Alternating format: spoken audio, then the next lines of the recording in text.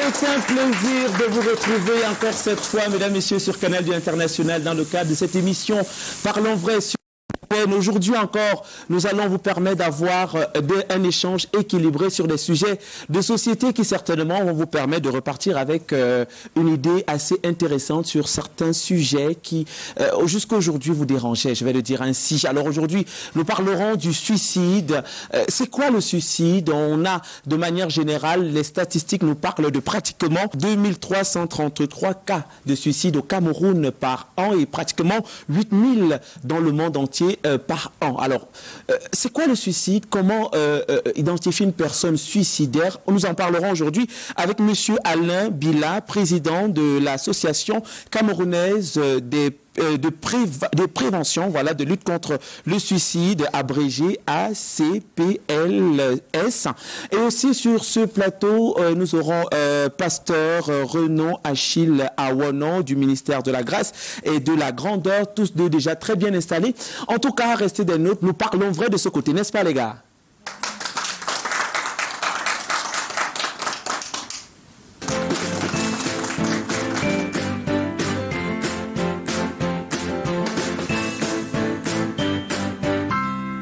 Suicide, un danger et non une solution. Au Cameroun, les statistiques nous parlent pratiquement de 2333 cas de suicide par an. Au Cameroun et de manière mondiale, on parle de 8000 cas de décès dus au suicide. Dans le monde de manière générale, monsieur Alain Bila, président de l'association camerounaise de prévention et de lutte contre le suicide. Bonjour et bienvenue. Bonjour David.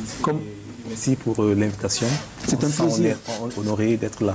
Mais c'est un plaisir de vous avoir. Plaisir partagé. Si ça peut permettre à 2 ou 3 personnes de ne pas se mettre la corde sur le cou, on va dire que nous sommes très heureux.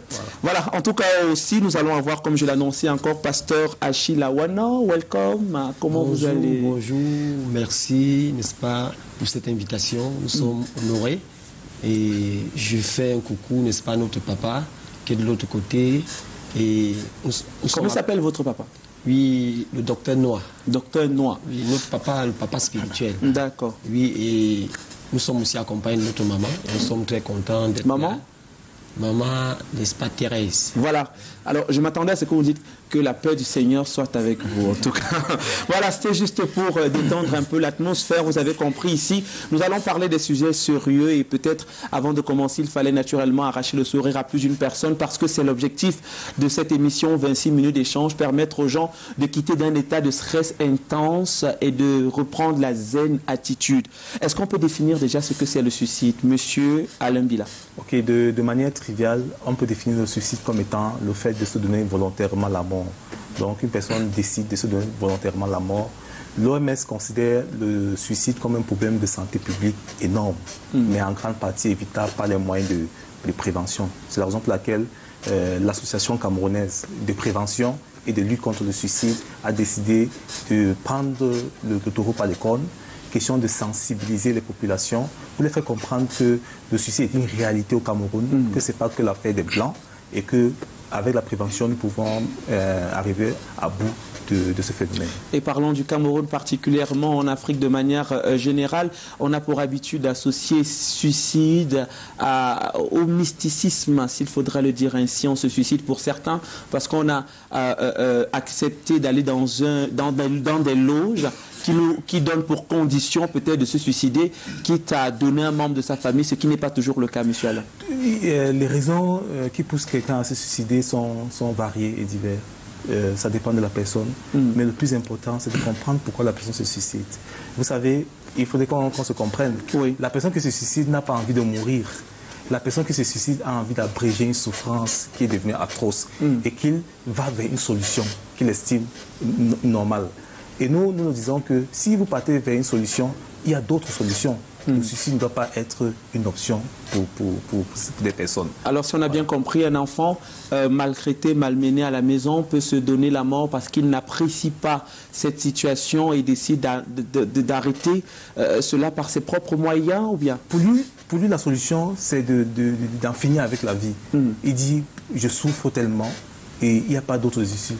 Pour moi, la vie ne mérite plus d'être vécue et il se suicide. Alors, on se dit qu'en sensibilisant, Parce que c'est un sujet encore considéré comme tabou en Afrique. Vous savez que c'est un sujet stigmatisant.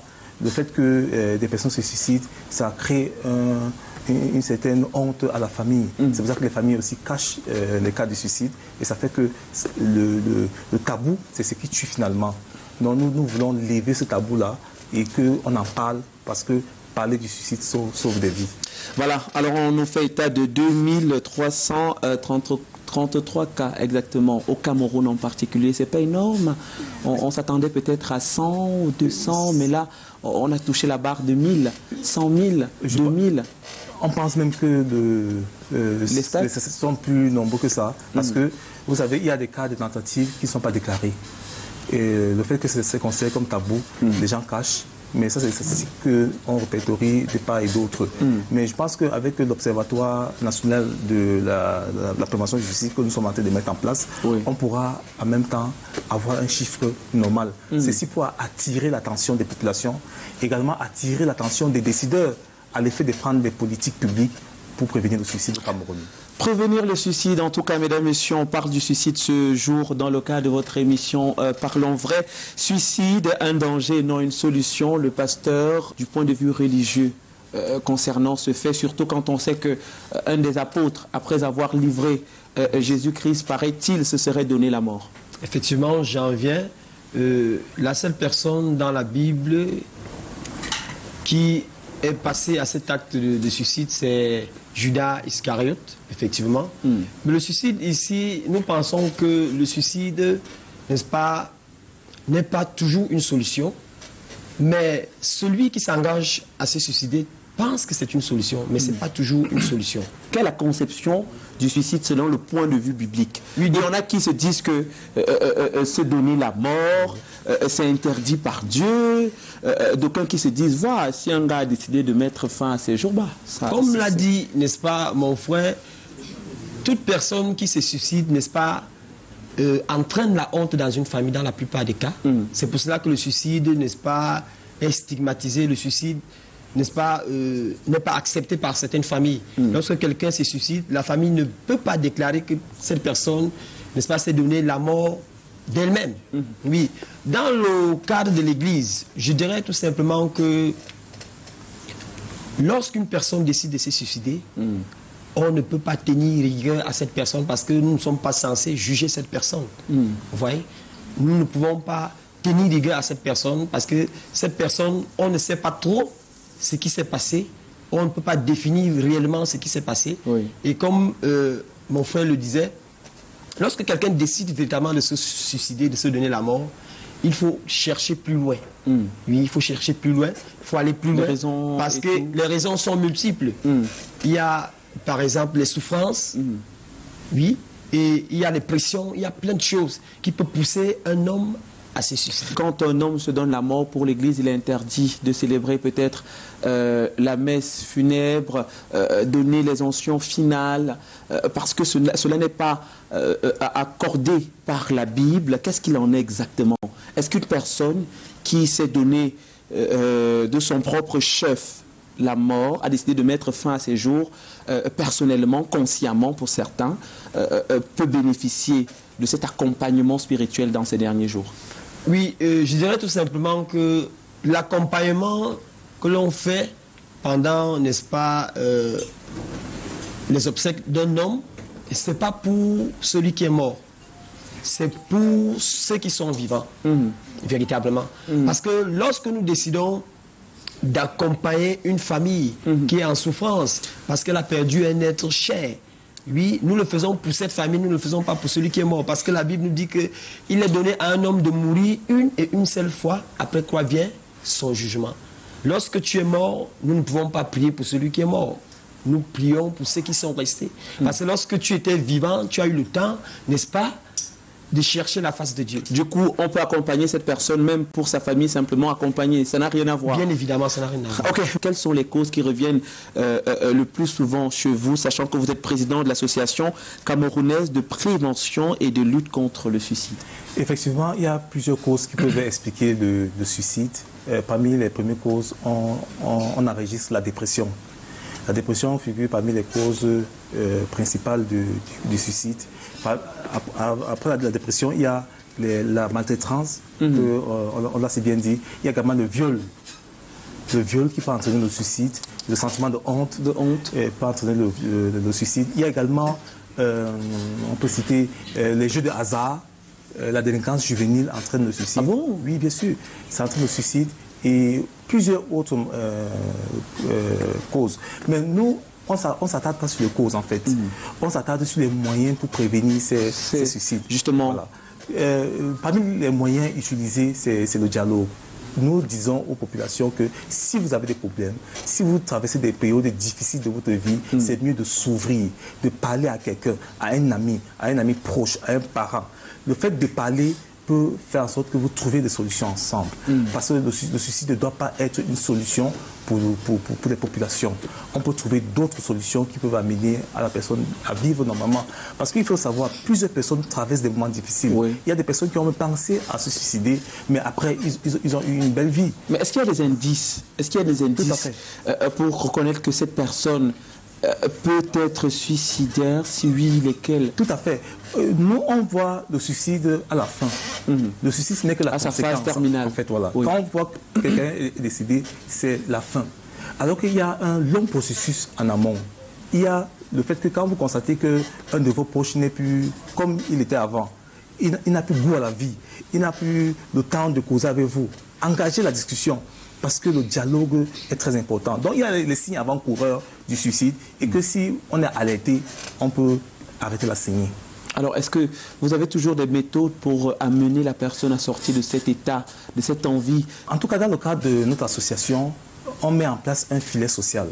On met la personne dans un cadre avec des personnes qui sont passées par là, qui comprennent sans juger, sans stigmatiser. Et après, si le cas est un peu plus grave, nous avons des psychologues qui peuvent amener la personne à avoir des consultations psychologiques pour pouvoir revenir de plus belle. Mais il faut savoir que celui qui a tenté de se suicider peut récidiver.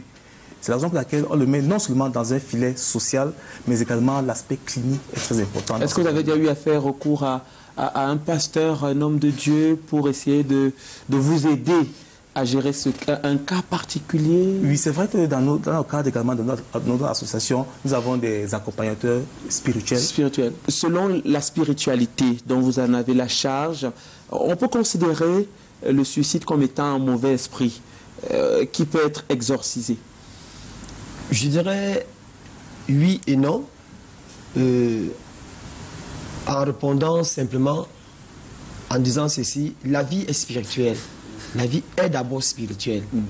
Tout ce que nous vivons est spirituel. Alors, je pense, n'est-ce pas, tout simplement que lorsque quelqu'un a, n'est-ce pas, des instincts suicidaires, lorsque quelqu'un pense à se suicider, il est facile, n'est-ce pas, de remarquer cette personne. Il est très facile de remarquer cette personne. Surtout vous avez cette facilité? Je dis qu'il indices peut-être? Justement, je voulais parler des indices. Lorsque quelqu'un, n'est-ce pas, se rétracte, et que cette personne essaie de vivre en aparté, cette personne ne parle plus, cette personne ne partage plus, cette personne, n'est-ce pas, peut-être pour commencer à consommer beaucoup d'alcool. Lorsque vous ressentez que quelqu'un commence à poser des actes qu'il ne posait pas par le passé, ça veut dire qu'il y a déjà un problème. Et du coup, on peut détecter qu'il a des instincts suicidaires, on peut détecter aussi qu'il a autre chose. Oui, mais est-ce que selon vous, bien, vous avez déjà eu à traiter un cas de suicide spirituellement, genre, vous avez décidé de prendre un temps de prière, vous avez décidé d'exorciser même, je vais dire, une personne qui, selon vous, est habitée par un esprit de suicide? Oui, il y a des personnes que nous avons déjà rencontrées, dont nous avons encadré, qui ont pensé à se suicider. Voilà, en tout cas, nous parlons ce jour du suicide, le thème suicide, un danger et non une solution. Nous sommes toujours là pour conscientiser et ramener du mieux qu'on peut certaines personnes qui sont de l'autre côté. En tout cas, restez des nôtres. Nous parlons. Ouais.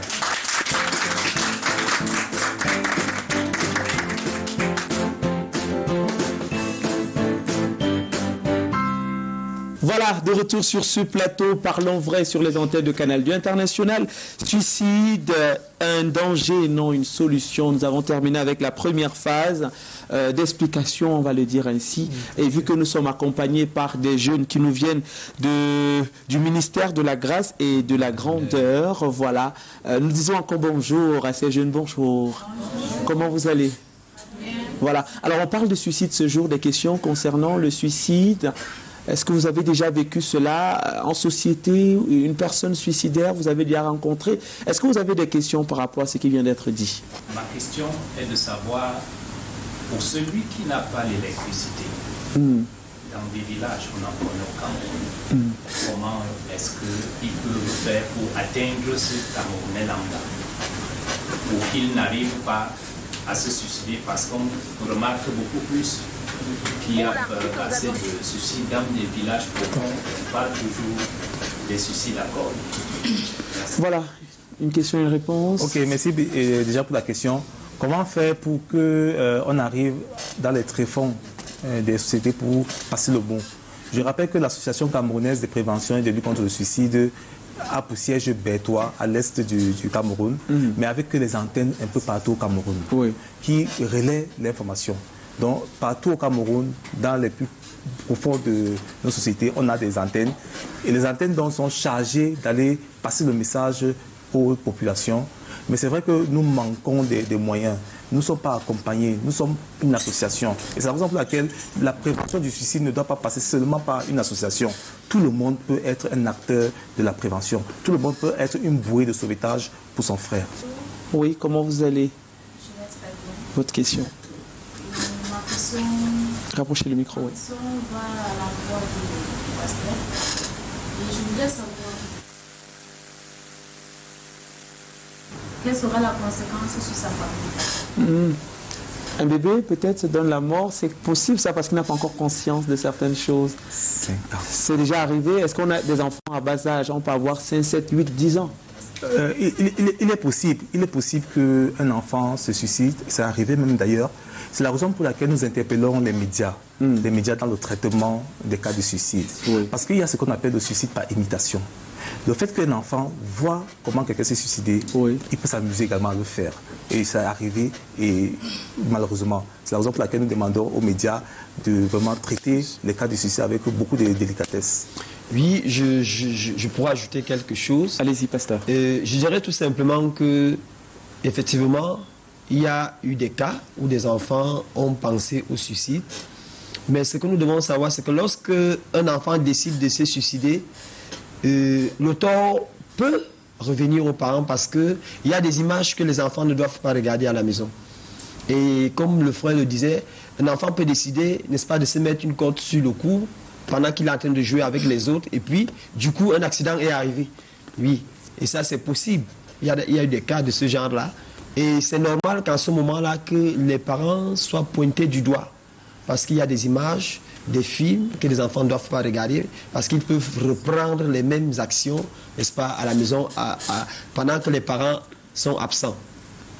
Je suis tout simplement touchée parce que j'ai entendu 233 cas. 2333 cas de suicide au Cameroun. Oui. C'est vraiment très énorme et du coup, ça m'a frustré. Ça m'a frustré à quel niveau je veux tout simplement interpeller parce que je suis une servante de l'église en fait. Et je crois que l'église est la première solution pour apporter, pour ramener les âmes en détresse, pour conseiller, pour guider et pour orienter. Donc, ma parole maintenant, c'est une façon d'interpeller les gens à se rapprocher de Christ. À se rapprocher de Christ. Parce que se suicider, c'est pas quelque chose que Dieu approuve. Dieu n'approuve pas le suicide. D'accord. Parce que Dieu, c'est lui qui donne la vie. Et c'est lui seul qui a la capacité de quitter la vie. Voilà. Merci. Je ne sais pas si vous pouvez me permettre. Allez-y.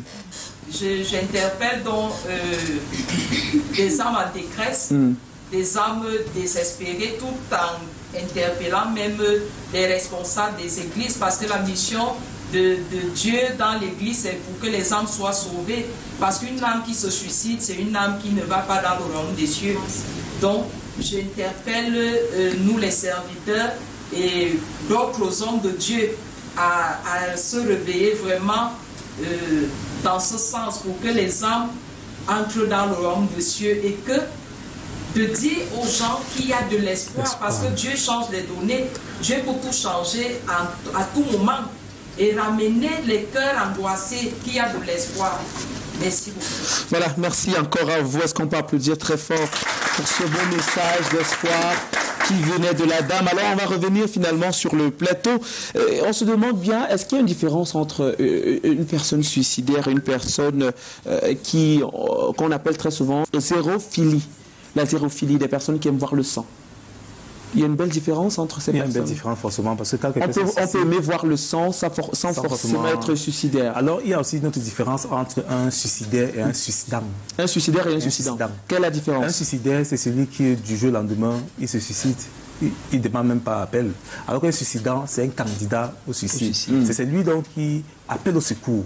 Et à ce moment-là, si les signaux sont bien enseignés, on peut donc le savoir. Je voulais revenir très rapidement sur l'espoir que Madame a dit. Oui. Parce que le thème de la journée mondiale de lutte contre le suicide de cette année, qui se célèbre le 10 septembre de chaque année, donc demain, est effectivement créer l'espoir par l'action. Nous devons susciter l'espoir auprès de ceux qui ont perdu l'espoir. Vous leur dire que c'est vrai, on travaille des difficultés.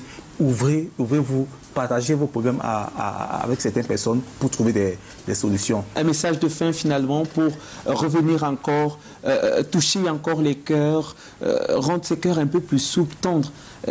Qu'on quitte d'un côté suicidant à suicidaire, c'est bien ça. Voilà. S'il y a un message de fin pour moi, je vais juste vous faire comprendre que le suicide est une réalité au Cameroun. Ce n'est pas l'affaire des Blancs. Ça existe effectivement, mais c'est encore considéré comme tabou. Nous voulons lever ce tabou-là. Il faut en parler parce que c'est le tabou qui tue finalement. Donc nous appelons les gens à comprendre que le suicide, c'est le danger et la vie mérite d'être vécue. Alors, pasteur, un conseil de manière générale qui va globaliser et généraliser ce qui a été dit sur ce plateau concernant le suicide. Oui, je dirais tout simplement que Jésus-Christ est le chemin, la vérité et la vie.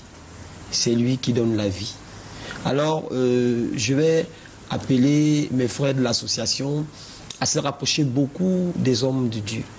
Oui, afin, n'est-ce pas, qu'ils soient véritablement soutenus dans ce cadre. Parce que ceux-là qui veulent se suicider, lorsqu'on leur parle de la parole de Dieu, leurs vies sont changées et transformées. Vous pouvez rencontrer un spécialiste, autant pour moi, un psychologue, mais ce ne serait toujours pas la solution. C'est Jésus-Christ la solution. C'est un début de solution également, parce qu'après on va dire que c'est un traitement, ces choses vont de pair. En tout cas, nous préconisons ici aux personnes suicidantes, voilà, de quitter de cette étape à l'autre étape. Pourquoi? Parce qu'après, on va dire on fonctionne en pair. On a la belle collaboration avec des professionnels du métier. On a également les hommes et femmes de Dieu qui accompagnent, qui fusionnent pour que nous n'ayons plus bien que ce taux baisse d'ici l'année prochaine. En tout cas, nous aurons l'occasion de revenir sur ces statistiques l'année prochaine, question de voir ce qu'il en est. Est-ce que cela a forcément marché sur ce plateau? J'espère qu'à la maison, vous avez apprécié cette autre émission de Parlons Vrai sur nos antennes. Je reviens sur le thème suicide, un danger et non une solution. Nous avons essayé à notre manière et à notre niveau, en tout cas, de vous informer et surtout de mettre toutes les mesures de votre côté, toutes les chances de votre côté pour vous éloigner au plus du suicide. Rendez-vous jovial, peu importe la situation. Dites-vous toujours qu'il est possible de quitter d'un état A à un état B demain, ou bien de quitter de l'inverse. Mais le plus important, c'est garder le moral au top, parce que rien ne vaut la vie. C'est vrai, la vie n'est rien, mais rien ne vaut la vie, elle est sacrée. Alors, mesdames, messieurs, nous donnons rendez-vous très prochainement sur Canal du International. J'espère, je le dis encore, que vous avez apprécié. Si ça n'a pas été le cas, revoyons-nous prochainement. Merci encore.